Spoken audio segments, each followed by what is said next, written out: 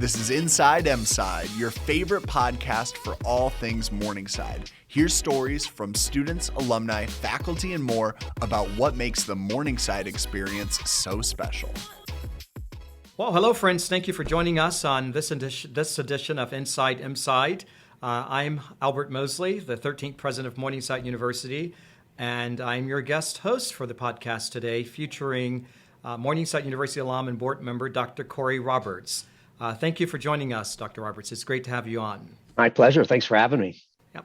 So Cory, I'm gonna start with just a couple of questions to allow our listeners an opportunity to get to know you, and so just sort of vague general questions of who you are, where you're from, and anything else you'd like to share with us about your journey as Dr. Cory Roberts.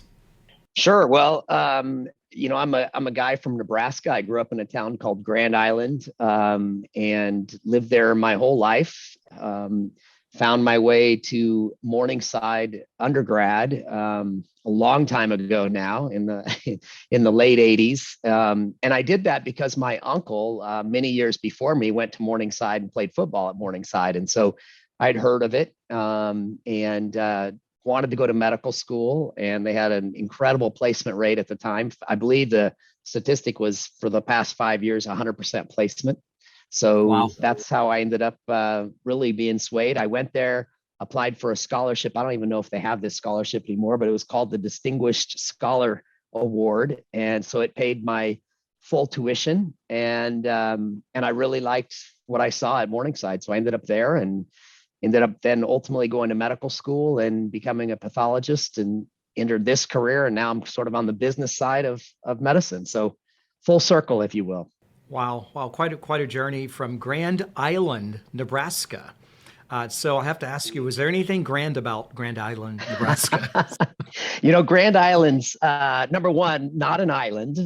Okay. And grand. And not grand, probably either. Yeah, not probably grand. The third largest city in the state of Nebraska at the time, about 40,000 people. But the joke was always third largest city, except on game days when Memorial Stadium was bigger than my hometown. So it's a pretty good sized city for Nebraska, but relatively small town.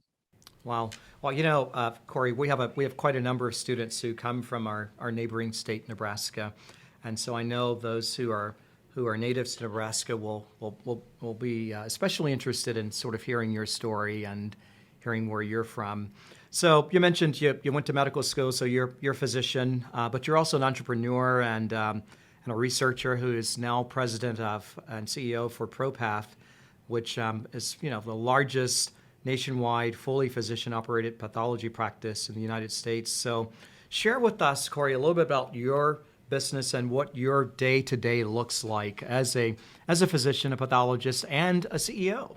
Yeah, nothing I ever intended to do. I just wanted to be a doctor, as I said. And by the way, no doctors in my family or anything like that. It just something that was always in me as a kid. And so I came down to Dallas, where ProPath is, after a little academic career in Omaha at the university. And so I've done everything that a pathologist does. I've sat in hospitals and done frozen sections in the ORs and everything, but ultimately transitioned over time onto more the leadership and administrative side. Became the CEO and became president and chairman in 2011, and then the CEO in 2017. And then subsequently, just most recently in December of this past year of 2021, we joined Sonic Healthcare. And so I'm the president of their what's called their anatomic pathology division, which is about 350 or so doctors around the country and about 33 practices, one of which is ProPath in Dallas. So I still serve as the CEO of ProPath and then the president of the division. So all that to say that my daily life now is transitioned from looking at slides and reading biopsies, which is what I did, to, as I like to say, pushing paper instead of pushing glass nowadays. Lots of meetings, lots of travel. I go around to all of our practices around the country and try to help improve their processes and speak to them and help grow the business and strategize around growing the business in a very competitive and challenging medical environment for sure. Yeah, that's a very interesting and fascinating journey, Cory, from medical school to becoming a physician, to becoming a pathologist, and ultimately an entrepreneur and president, CEO. So along the way, what are some of the traits that you think that you possess that really helped you to be the success story that you are today? Interesting. I think one thing that's really important, Albert, I think I don't take myself all that seriously, and I certainly don't suffer from overconfidence. I can tell you, I walk into the room and this has always been the case, and this can be debilitating too, but I think in the right amounts, it's very helpful. I always assumed I was the dumbest guy in the room, and yet I wasn't afraid to ask questions. So as I made that transition in particular, I was a biology and chemistry guy in undergrad, and then I went to medical school. I didn't have any business training, any business classes. I learned almost everything from just asking questions. I'd be in rooms with smart people and sucked up my pride and just asked the question that I knew that, and quite literally the Harvard MBAs on the call knew, but I didn't. And so I learned a lot by doing that. And I would encourage people to do that, to don't pretend, to never put on airs, to not assume you know something and don't ask. And so I think that really helped. I did ultimately a few years ago go get my MBA at night and on the weekends, which is great, and it was very helpful. But by that time, I was knee deep in the actual practice of things, and I really would still say I learned the most just from asking questions and paying attention.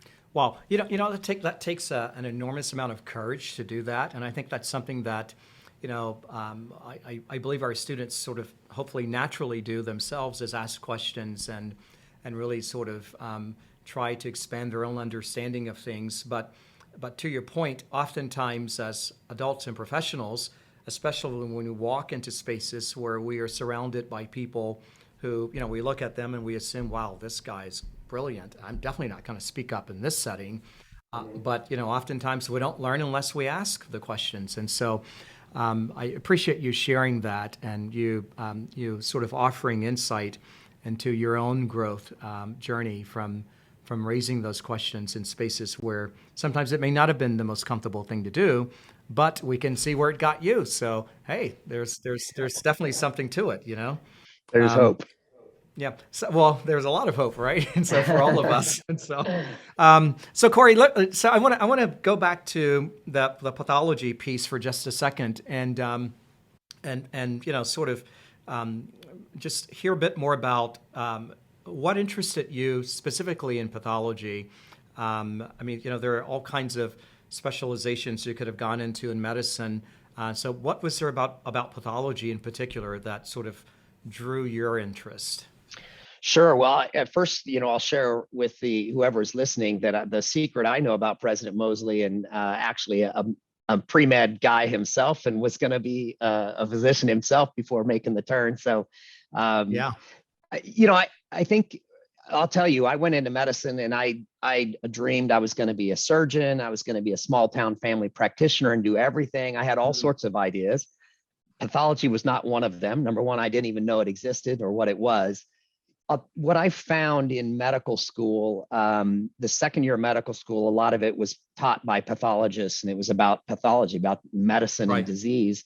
I found that I really liked it. I was very interested in it. And when I did, we had an opportunity to take a small elective in our third year of medical school when you finally kind of get on the clinics and in the hospital wards. And I thought, I'm not going to get another exposure to pathology. I really liked that class, but let's see what they really do relative to what I was learning in class. And so I thought, I'm not going to go try to, some people decide, well, I want to be an ortho or something, so I'm going to go do an ortho rotation and get my name in front of them and those things. So I really used it as an opportunity to see if I would like it. What I found a couple of things that I found. One, I had a knack. I didn't do anything to earn it. I just had a knack for being able to see things in a microscope. I found when I sat down and looked, they showed me things, I had the ability to kind of remember it and put it together. and then secondly, what I really, really enjoyed and why I ultimately decided I would go with pathology is I loved interacting with the other physicians that came down wanting to know the answer. And I loved the fact that that I had the answer. Maybe in radiology, they could say it's, one of these three things. And a lot of doctors, whether the radiologists are not fancy themselves as radiologists, they think they can read it. Very few people think they can read a slide. And I just love that interaction and solving the case and having the answer for the other doctors. So I enjoyed everything else I did in medical school. I enjoyed patients very much. My mom always said, why aren't you a real doctor? Why didn't you go to real medicine? But I loved that part. It wasn't that at all. I very much enjoyed it. But I found that I liked talking to other physicians even more than I liked talking to patients. Yeah.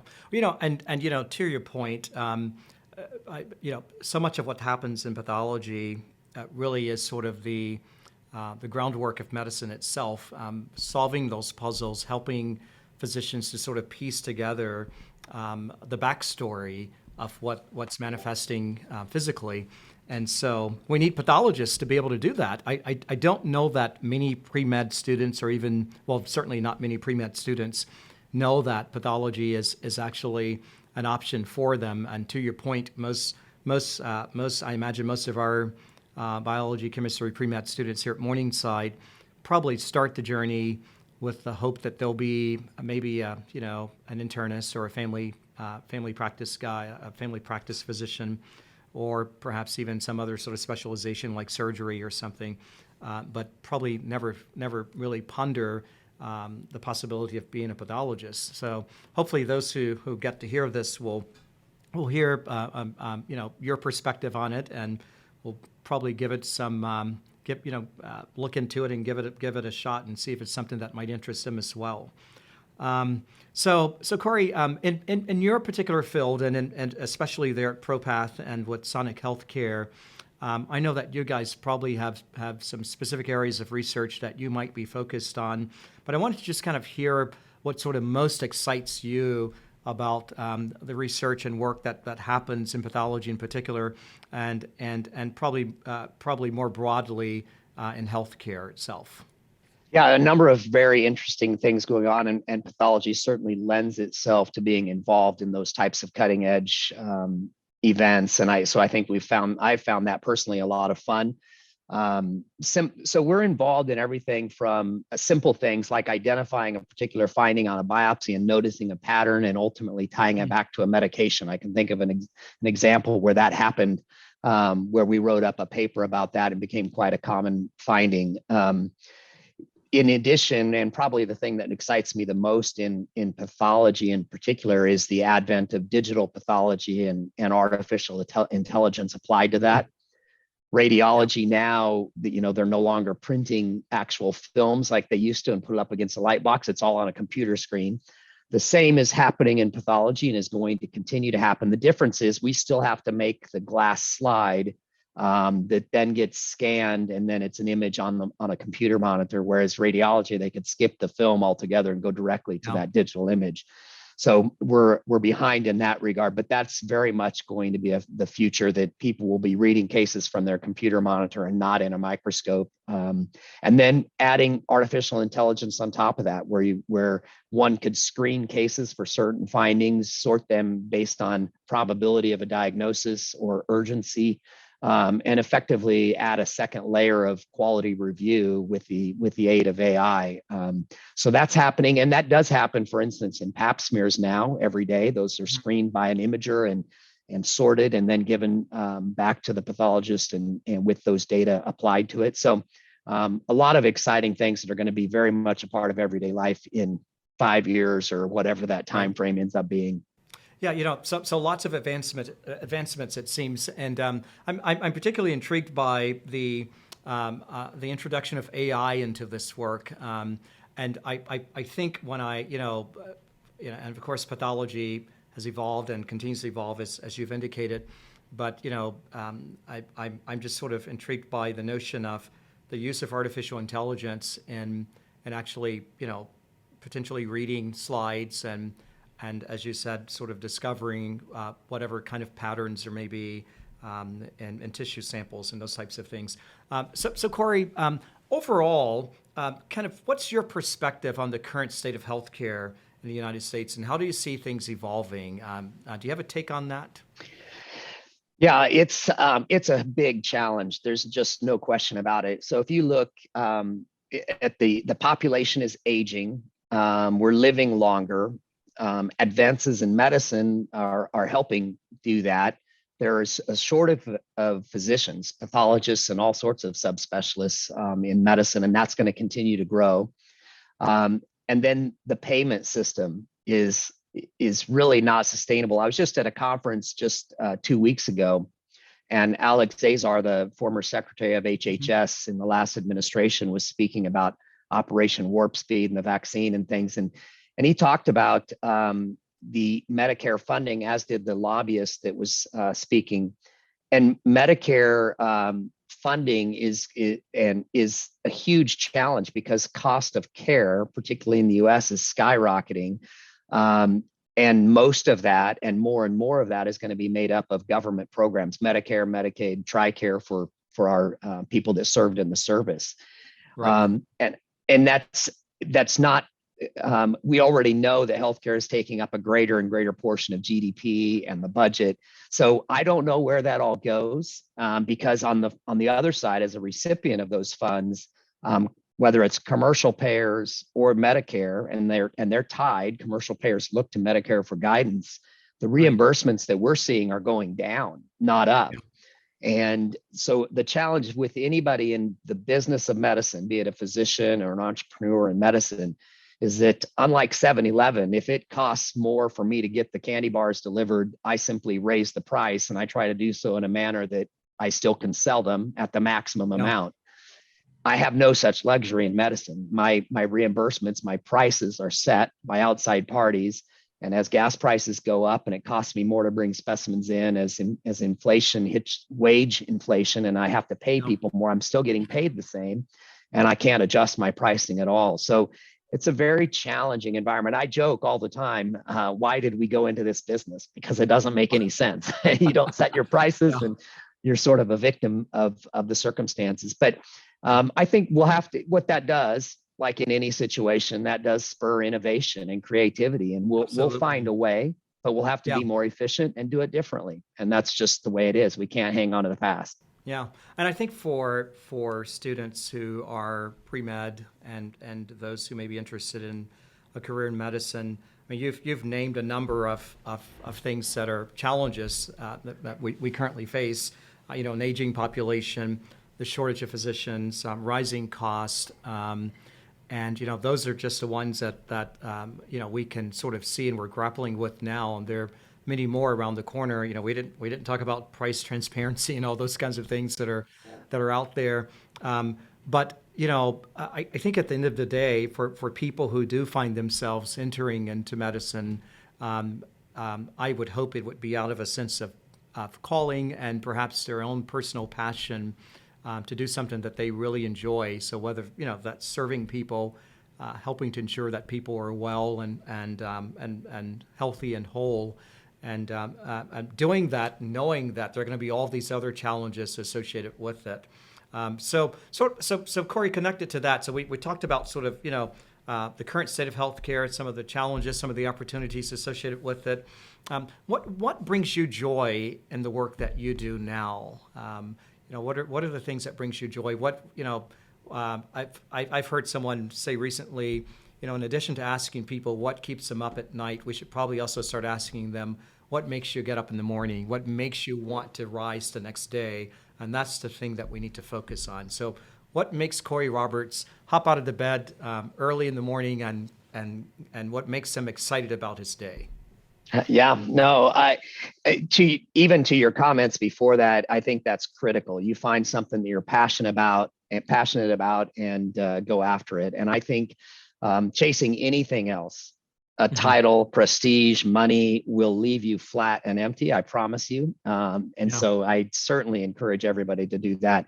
I love the competition and the challenge. I love fighting the fight and trying to beat the odds. I don't like, as I say, maintenance mode very much. I like trying to build Right. things. And I tell folks all the time that, the real fun and the real thing that gets me going and gets me excited is not punching the clock or, ticking the box. It's really being able to try and build something and look back with pride, whatever it is you're doing, and say, I was a part of building that, to be able to show it tangibly. And that could be improving people's lives. It could be bringing joy to other people. It could be building a business.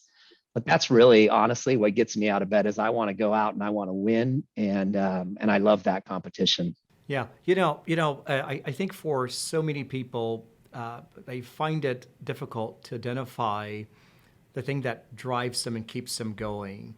And you've been very kind of very direct about what those things are for you. And as I know for a lot of our students, as they're continuing to develop and to grow themselves, they're beginning to identify the things that really sort of excite them and make them get up and go each and every day. And it varies from personality to personality. But I think the point that you've made is that it's important for you to know what that is for you. You've got to know, what is the thing that drives you, and sort of hone in on that, so that you can become the success story that you desire to be in your life.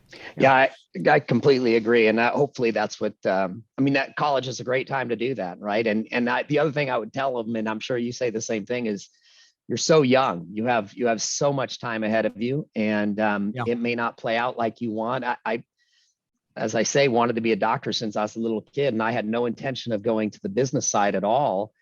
But I don't miss being a doctor, but I loved every minute of it. I love now what I'm doing. So it's not an either or, and things change. So I hope they do find their passion for sure. Oh, absolutely. And there was a time in my life when I kind of felt like the path was sort of a narrow and straight path. And the longer I've lived, the more I've discovered that it's a very meandering path. And not only is it meandering, that it actually has detours also.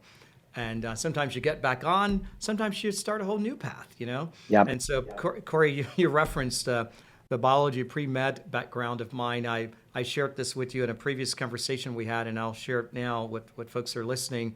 I started out an undergrad with a degree in biology pre-med, got into med school, went to med school for first year, came home after that, announced to my folks, hey, guess what? I'm not going back, And so my people all they literally thought I lost my mind, a kid from rural Mississippi, first generation college student, grew up in abject poverty.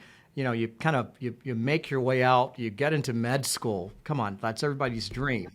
And then to say you're not going back, well, it was because it wasn't what I wanted to do. And it took a lot of courage to make that decision. And it took it took even more courage to tell my mom that, hey, I'm not going back to med school. I'm going to do something else in life. Yeah. But there comes a time in life when we really have to really listen to our inner voice and hear what that path and what that direction is for each and every one of us. And it'll be different for different people. But Cory, the part I didn't tell you that time we were talking about this, the real reason I made that decision was I discovered I don't like blood. Okay. So, I don't like blood, and I'm kind of grossed out by stuff like that. And so, it's kind of hard to be a physician if you don't like those things, Yeah, that's a hindrance. Yes. Yeah. It's a little bit, right? So tell us, what do you do? What do you enjoy when you're not at work? You're a physician, you're an executive. What do you do to unwind? What do you enjoy when you're not working? I have very simple tastes. My best friend is my wife, and probably the best day of my week every week is Saturday morning, when number one, there's no alarm. So I don't get up at 5 and I can wake up leisurely at 7 or whatever. And my wife and I will go get coffee together and sit there and talk. And often I have to do some work, but it's a completely different feeling. So I enjoy that a lot. I enjoy working out. That's what I do at 5 a.m. So, and my wife enjoys that as well. And then finally, I would say, I love Colorado. I love being outdoors, and particularly living in Texas. It's wonderful to get into the cooler weather of the summer there. And I like winter, having grown up in Nebraska. So I love the ski season as well, but I just love that scenery. So I'm a simple guy. That's my life. It may Yeah. sound Yeah. boring. Well, no, actually, it doesn't. It sounds pretty good. You mentioned having the opportunity to sleep in on weekends and not sort of giving in to an alarm clock. One of the things I've discovered is that on days when I attempt to sleep in, because my body is so programmed, I get up every morning at about 5 also. I discovered that I wake up anyway, and I get really angry at myself. I'm like, why are you awake at 5 a.m. When you don't have anything to do? Like, you should really be sleeping now. And sometimes it works. I'll fall back to sleep. Sometimes it doesn't. And so you've kind of answered my next question, which is really about sort of keeping balance and practicing self-care. You mentioned working out. You mentioned spending time with your wife and having those disciplined times of sort of leisure and less stress. Are there any other pointers that you would offer around maintaining proper balance in our lives and engaging in self-care? I think it's critically important, and I say that not as somebody that's perfected it. And I think I think it's an ongoing pursuit. I've done a number of things that I've found helpful, and I think everybody needs to find what works for them. But those things are very important for me. Working out, for example, is a great time, and especially early in the morning. And I listen to my music. I actually listen usually to Christian music, and it's just a nice, quiet time for me, even though I'm working out. And I like having a personal quiet time. I've done journaling. I've done gratitudes, where to finish the day, writing just 3 things you're thankful for, people or events or whatever it may be. Mm-hmm. Those are very useful things. Now, I don't do any of those things every single day, but I've used all those tools, and I know when I get overly stressed, and I know when I need to stop. And I think when one really has that imbalance, one doesn't get to that overstress and recognizes it earlier. So I'm still working on that. But those are some of the tools that I found helpful, because life is stressful. Forget business or anything else. It's just stressful. Things don't go perfectly, not for me anyway. So it's really important to take care of oneself, particularly when you have other people depending on you. So it's not just for yourself, it's others. So absolutely. Yeah. It's really hard to pour from an empty vessel, and so you've got to be really intentional about refilling your vessel on whatever sort of periodic basis that works for you. For some people, it's daily. Some people, it's a little bit less frequent. But I find what works for me. Like you, I get up really early in the morning. I'm a runner. I always say, I don't know if anyone wants to see me doing that, because it looks like I'm falling when I'm running. So, my wife says all the time, she's like, I'm not quite sure what you're doing, but if you call it running, then hey, good for you, And I also, I practice meditation and have certain readings I do on a daily basis, devotions that I engage in. But I think, the point in what you're sharing and what I'm sharing also, that it's important to have those occasions in our lives when we do practice self-care, and we do carve out, the times and spaces to ensure that we're okay for ourselves, but as you said, that we're also okay for those who are depending upon us, Mm-hmm. And so I think that's really important to bear in mind in life. So Cory, what's something that you've recently watched or read that you find interesting or inspiring? Something on television or something you've read that you find kind of interesting? I just finished a book called The Anatomy of Peace, and it's a very old book by this guy named Reeves. That's just a classic book, and it was written during World War II. My wife just makes fun of me about the books I read, so it's not like reading, but I found it just incredibly fascinating as he discussed the world situation that he was living in and what it was going to take to prevent that in the future. And it was quite a cogent argument, very, very interesting. So I found that good. And I'm reading now a book called Untapped Talent about the workforce shortage and the untapped talent that he's referring to is programs to get those people that are incarcerated, to get them educated in skill sets to bring them into the workforce. And I've just barely started it, but he intentionally is going to make the business case for it and leave aside moral and ethical and everything else and just make purely a business case. So I'm very much looking forward to reading that. So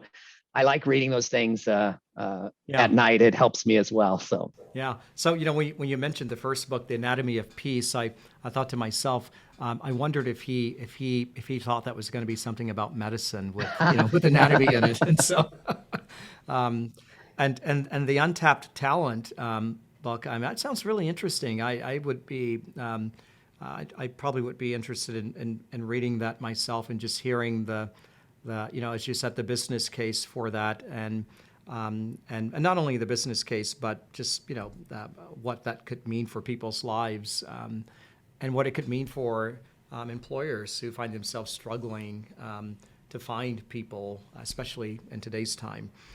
All right, so Cory, we're going to do something fun now as we kind of wind down here. When I was interviewed by students a couple of months ago. They did this sort of rapid fire questions to me, and so I figured since I endured it, you're going to have to endure it also. All right. All right. Great. So here we go. Favorite color? Red. Red. Okay. Cool. All right. Burger or taco? Burger. All right. Burger. All right. All right. Don't let the folks in Texas hear that. Okay. That's right. Yeah. Yeah. Favorite holiday? Christmas. All right. I think that's a favorite for a lot of us. That was also my favorite, Christmas. Although this year, my birthday happens to be on Thanksgiving Day, November 24th. Going to make it kind of hard to, celebrate Thanksgiving and my birthday at the same time. So we'll see what happens. Cake and turkey, So in your house, laundry or dishes for you? Dishes every night. Okay. All right. I'm the same. I hate laundry. Unfortunately, my wife hates doing dishes. And so it works out perfectly. Perfect. Yeah. All right. Favorite app on your phone? ESPN. I'm lowbrow like that. I like checking the scores when I get up in the morning. All right. Cool. Since I'm still learning my way in Sioux City, I don't know if it's my favorite app, but the most used one is Waze. The direction app. Sioux City, unlike a lot of other cities, it's not laid out, like a grid. It's got a lot of weird turns and twists and street names change and all that sort of stuff. All right. Snooze button or wake up immediately? Immediately. Oh man. Never snooze. Yeah. Okay. Favorite food? Or favorite type of food? Yeah, I would say steak still. I just love a good steak, so I can't get past it. All right, cool. So Cory, what's one irrational fear you have? I am not great with heights. I can get pretty nervous when I get to the edge of a great height. So I don't love it. Okay. All right, so I got a question for you about that. Does that apply in enclosed spaces for you? No, it's really the near the edge kind of stuff. I don't have any, but if I'm near the edge, I can have these weird feelings like somehow for whatever reason I'm going to lose my balance or whatever off the edge. So it's completely irrational, but that's where I am. Yeah, I have a similar fear. I hate heights, but if I'm in an enclosed space like an airplane or whatever, I can look down and it doesn't bother me at all. Yes. Yeah. All right, last one of these rapid fire questions. Favorite pizza topping? Pepperoni, extra. Extra pepperonis. All right. Yeah. Oh, very good. And that comes, folks, from a physician. Okay. That's right. It's good for you. So Cory, you've given us all the license to eat pizzas with extra pepperoni on it. What about extra cheese also? Can we add extra cheese? For sure. As well? Why not? Okay. Absolutely. All right. Well, thank you, Dr. Cory Roberts, for for your time and for being my guest today. This has been a joy engaging in this conversation with you. I know those who are going to listen to this and watch it are going to really, really enjoy the insight and the wisdom that they'll glean from your life story and the work that you currently do. For our Morningside alums and friends, we encourage you to please stay in touch with us, subscribe and share to help us keep telling the story of all the good things happening here at Morningside University. Dr. Cory Roberts is one of many examples of that, one of our great alums, a board member, and is doing great things out there in the world of medicine and pathology and in business. So thank you, Dr. Roberts, for being with us today. Thanks, President Mosley. It's a pleasure. Absolutely. All right, folks, we will see you next time on Inside Mside.